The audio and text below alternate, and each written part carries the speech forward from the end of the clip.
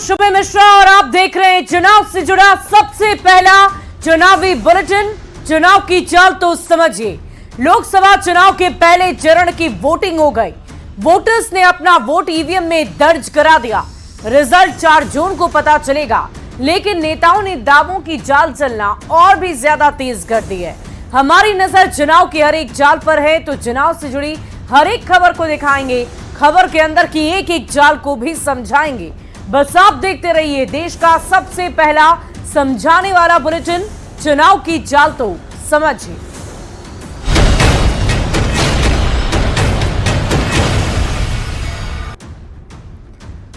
और बिहार में लोकसभा चुनाव के पहले फेज की 4 सीटों पर वोटिंग प्रक्रिया पूरी हो गई।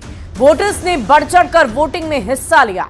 हालांकि चिलचिलाती गर्मी का असर कहीं कहीं देखने को मिला, लेकिन मतदान के दौरान कहीं भी किसी तरह की हिंसक घटना नहीं घटी।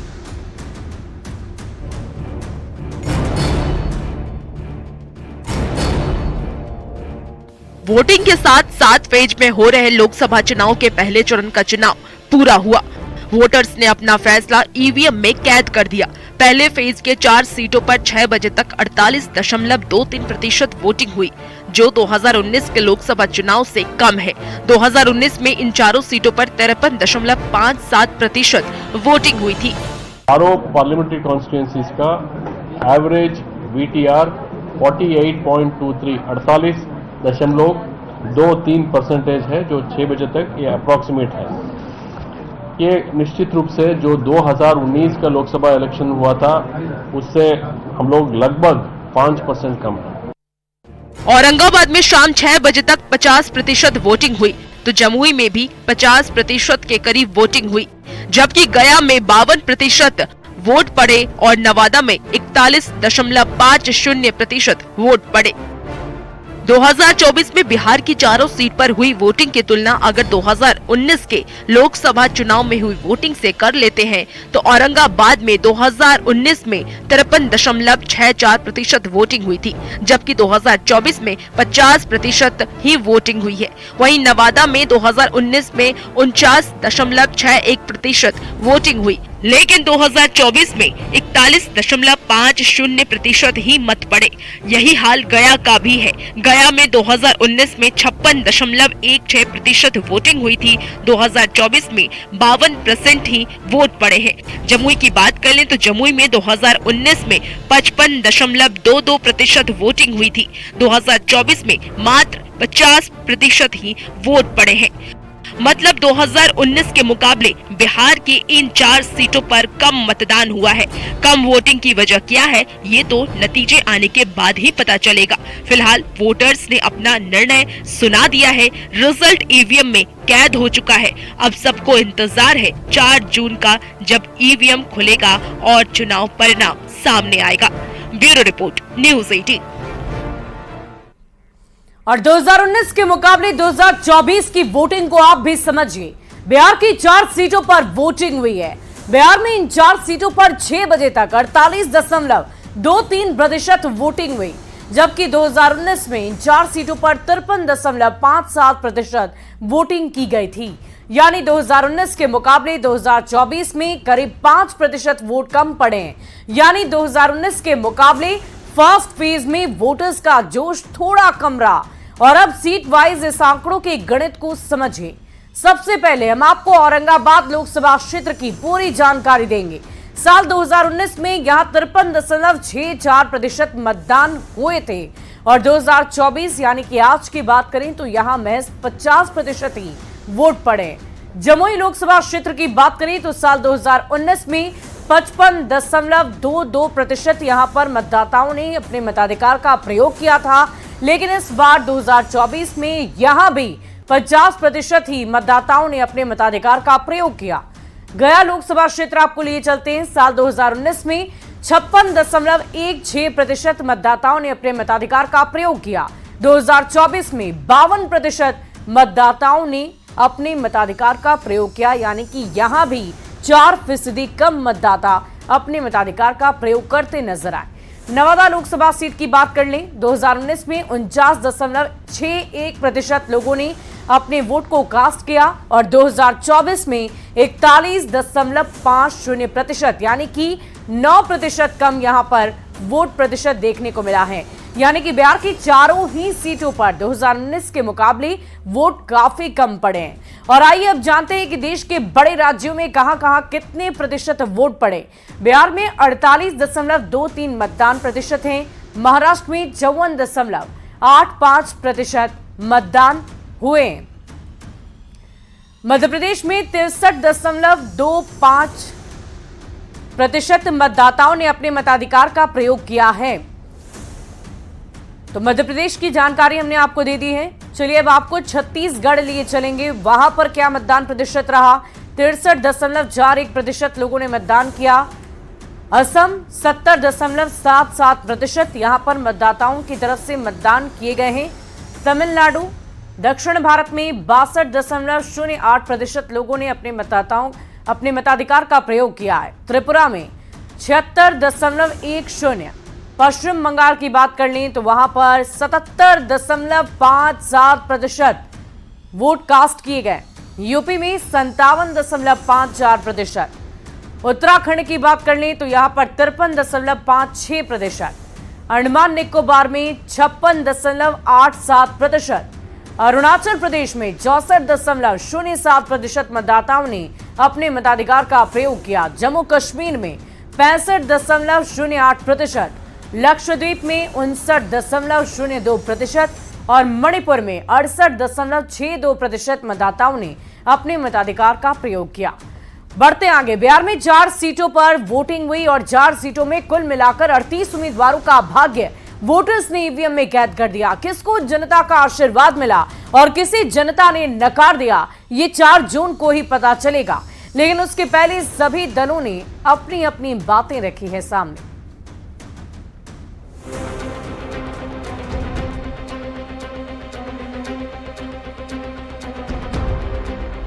– 2024 चुनाव के पहले दौर में किसका जोर चलेगा, किसकी हवा बही,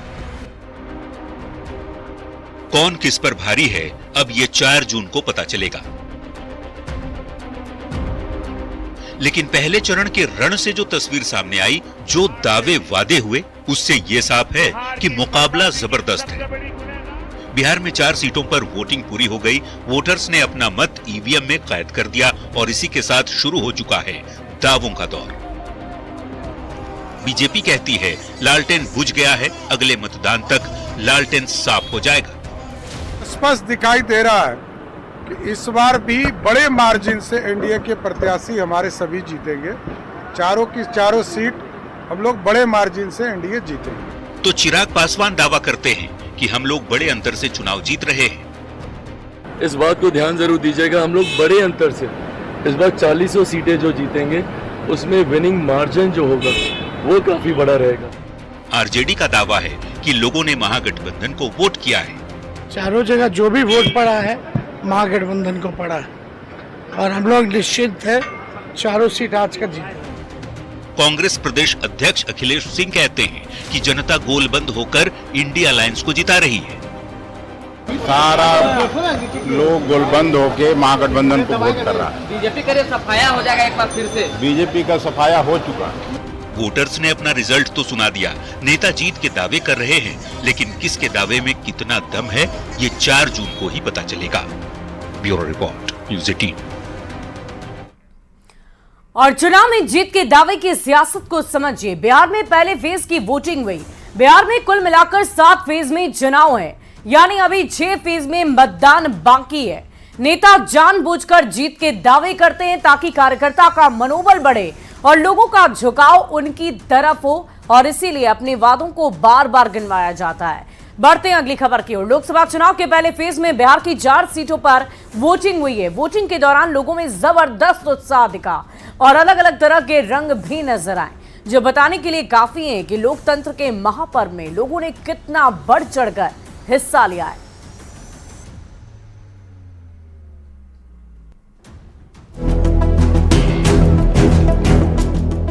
लोकतंत्र के महापर्व का पहला चरण पूरा हुआ।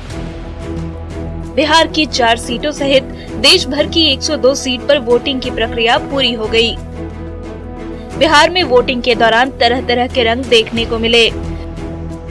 कहीं बुजुर्गों का उत्साह दिखा, तो कहीं शादी के जोड़े में दूल्हा दुल्हन वोट देने पहुंचे।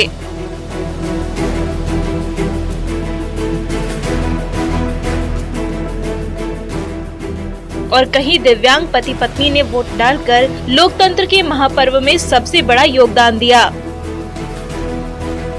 खुद देख लीजिए, यह है नवादा के विनय सिन्हा। विनय सिन्हा के दोनों हाथ नहीं हैं और पत्नी सुन और बोल नहीं सकती, लेकिन दोनों ने अपने बूथ पर जाकर वोट डालना जरूरी समझा। अब एक शेखपुरा की तस्वीर देख लीजिए। शादी के बाद दुल्हन ससुराल जाने की बजाय सबसे पहले वोट देने पहुंच गई।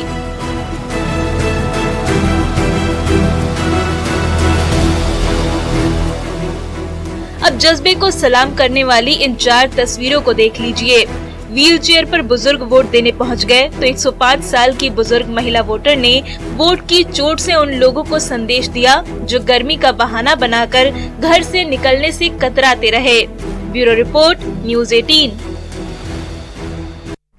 और चुनाव के रंग तो आपने देखे, और चुनाव लोकतंत्र का सबसे बड़ा पर्व है और इस पर्व में लोग बढ़ चढ़ कर हिस्सा लेते हैं, क्योंकि आपके वोट से ही सरकार बनती है।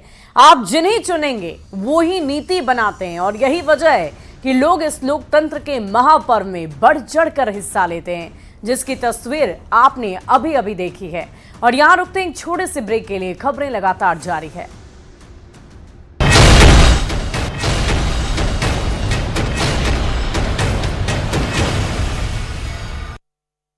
सदी 1 बजे तक का मतदान प्रतिशत है। इसके बाद से आगे बढ़ते हैं।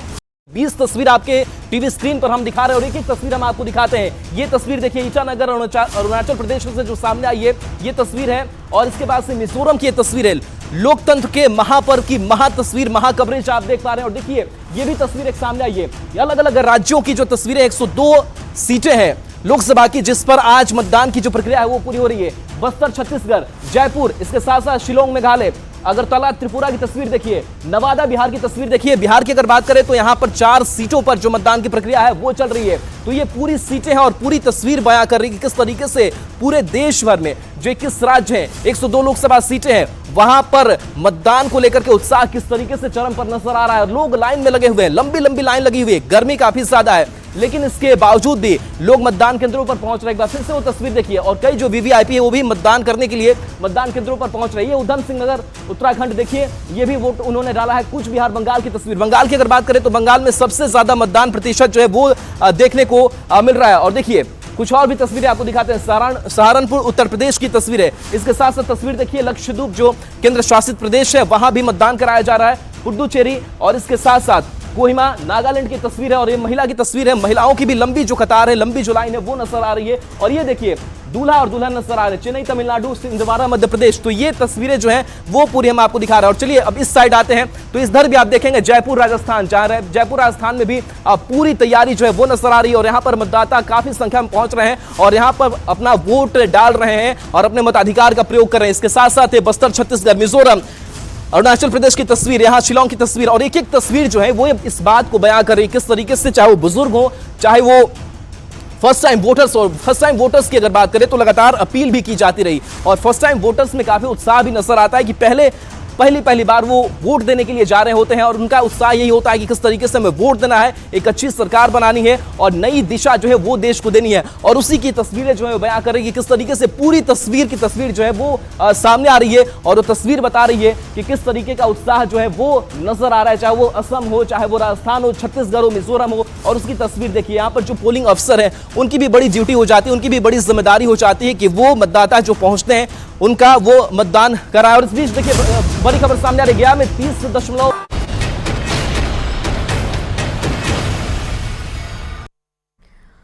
और एक तरफ पहले फेज की वोटिंग चल रही थी तो दूसरी तरफ पीएम मोदी पश्चिमी यूपी की सीट अमरोहा में दूसरे चरण का चुनाव प्रचार प्रसार कर रहे थे। इस दौरान उन्होंने कई ऐसे मुद्दे उठाए जो विपक्ष के मनोबल पर चोट करने के लिए काफी था।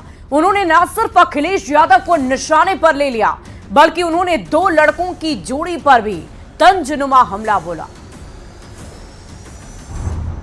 केवल ढोलक ही नहीं, देश का डंका भी बजाता है।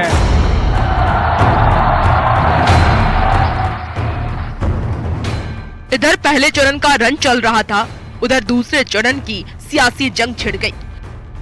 अमरोहा का एक ही स्वर है, फिर एक बार, फिर एक बार, फिर एक बार।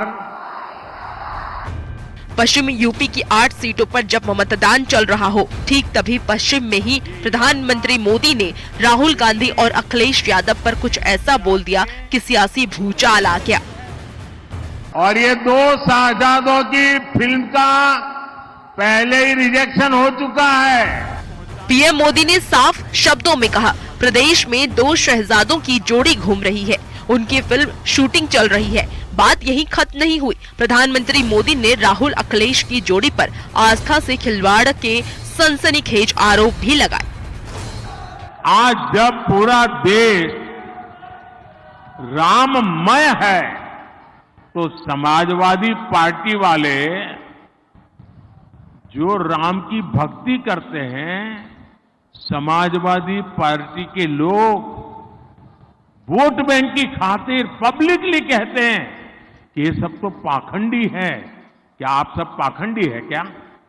प्रधानमंत्री नरेंद्र मोदी जिस गजरौला में जनसभा को संबोधित कर रहे थे, वो इलाका पश्चिमी यूपी में आता है, जिसका साफ मतलब है कि दूसरे चरण का रण भी शुरू हो चुका है, बिगुल बच चुका है। कुल मिलाकर दूसरे चरण की जंग का शुक्रवार से आगाज हो गया है। अगले कुछ दिन सियासी समर में शब्दवान छोड़े जाएंगे। 2 शहजादों की जोड़ी बीजेपी के निशाने पर है। देखना होगा इंडिया ब्लॉग राहुल अखिलेश की जोड़ी को कैसे डिफेंड करती है। Bureau report, news 18। दो शहजादे वाले मोदी का निशाना भी समझिए। यूपी में एनडीए और इंडिया अलायंस का मुकाबला है और इस बार कांग्रेस और सपा का गठबंधन है। इससे पहले 2017 में भी यही गठबंधन हुआ था और तब नारा दिया गया था कि यूपी के 2 लड़के 7 साल बाद हुए गठबंधन पर मोदी ने 2 शहजादे कहकर निशाना साधा है। तो यह आरोप प्रत्यारोप और निशाना साधने का दौर चुनाव के अंतिम फेज तक चलता रहेगा। यहां रुकते एक छोटे से अंतराल के लिए।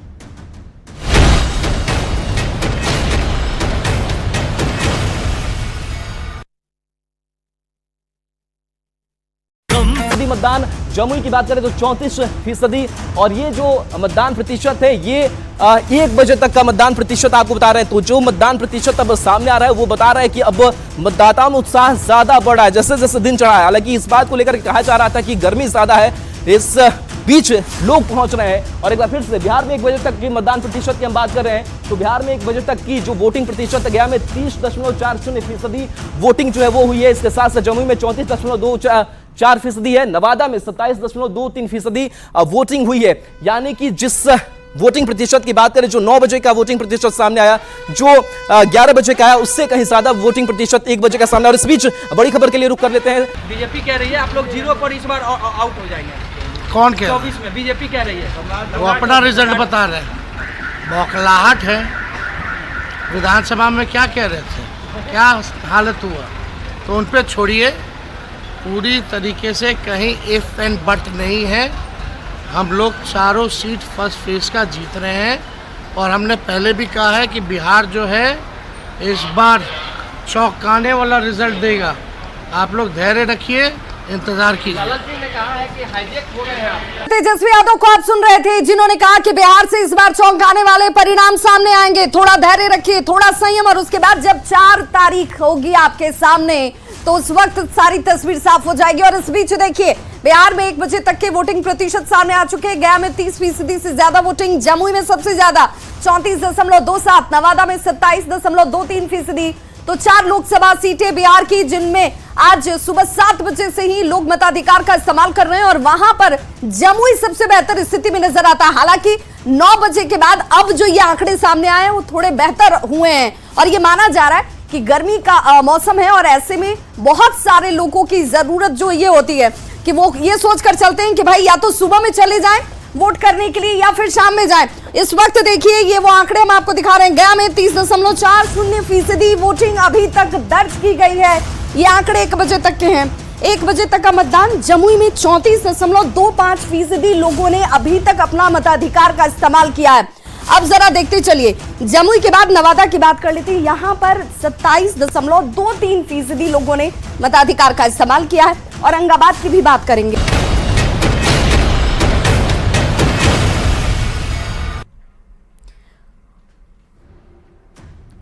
और झारखंड में पहले चरण के लोकसभा चुनाव को लेकर नामांकन की प्रक्रिया शुरू हो गई है और इसके साथ ही 4 सीट पर चुनाव प्रचार प्रसार जोर पकड़ने लगा है। इन चारों सीटों पर बीजेपी के साथ साथ जेएमएम, कांग्रेस और आरजेडी के बीच मुख्य मुकाबला है।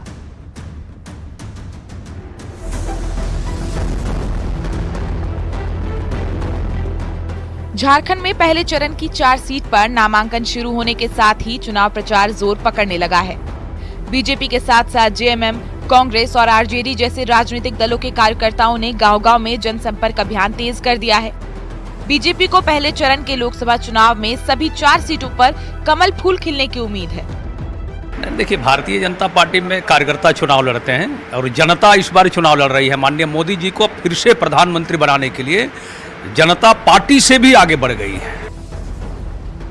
पहले चरण में सिंहभूम, खूंटी, लोहरदगा और पलामू में चुनावी प्रक्रिया चल रही है। चारों सीट पर 25 अप्रैल तक नामांकन पत्र भरे जाएंगे, जबकि 13 मई को वोटिंग होगी।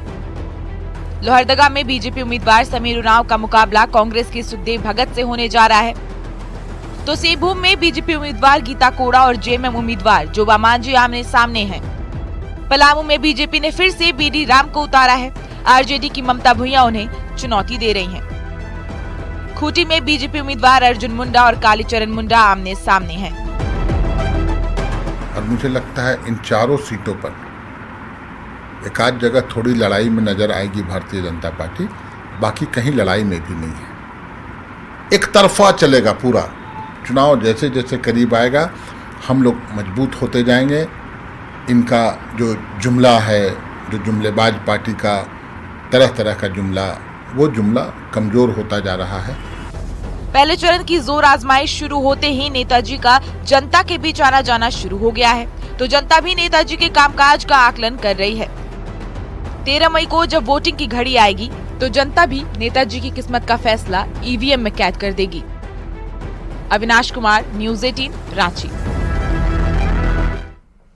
और झारखंड में पहले चरण की लड़ाई को समझिए। झारखंड में पहले चरण में 4 सीटों पर चुनाव होने हैं। 4 सीट पर 13 मई को वोटिंग होगी। सिंहभूम, खूंटी, लोहरदगा, पलामू में ये चुनाव हैं। 4 सीट पर 25 अप्रैल तक नामांकन पत्र भी भरे जाएंगे। चुनाव में राजनीतिक दलों ने अपनी पूरी ताकत झोंक कर रख दी है। देखना होगा कि जनता जनार्दन का विश्वास कौन सा दल जीतता है। और इसी बीच पटना से बड़ी खबर, गर्मी को लेकर स्कूल का समय बदल दिया गया है। कल सुबह से 11:30 बजे तक ही स्कूलों का संचालन किया जाएगा। पटना जिलाधिकारी ने आदेश जारी कर दिया। सभी निजी और सरकारी स्कूलों के लिए आदेश जारी किया गया है। 30 अप्रैल तक 11:30 बजे तक ही स्कूलों का संचालन होगा और इसके आदेश जिलाधिकारी की तरफ से दे दिए गए। और फिलहाल इस बुलेटिन में अभी के लिए बस इतना ही। आप बने रहे न्यूज़ 18 बिहार झारखंड के साथ।